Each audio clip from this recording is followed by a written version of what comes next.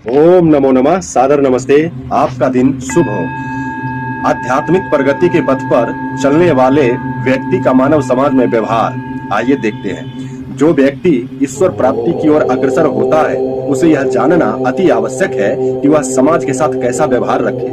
परोपकाराय फलन्ति वृक्षाः, परोपकाराय वहन्ति नद्यः, परोपकाराय दुहन्ति गावः, परोपकारार्थमिदं शरीरम।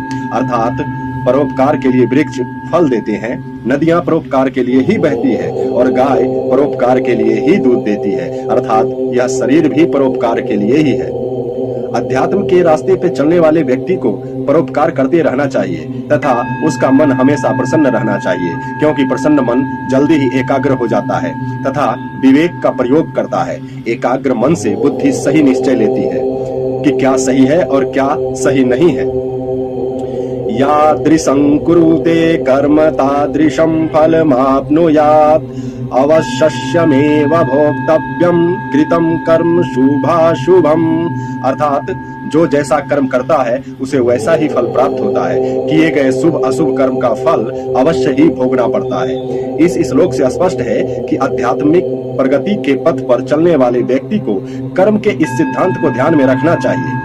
मानव समाज को चार भागों में बांटा जा सकता है। समाज में ऐसे लोग जो सुख और सुख के साधनों से संपन्न हैं तथा इनका व्यवहार अन्य निम्न वर्ग के लोगों के साथ भी अच्छा होता है, अतः सुखी लोग हैं, यह पहले वर्ग में है।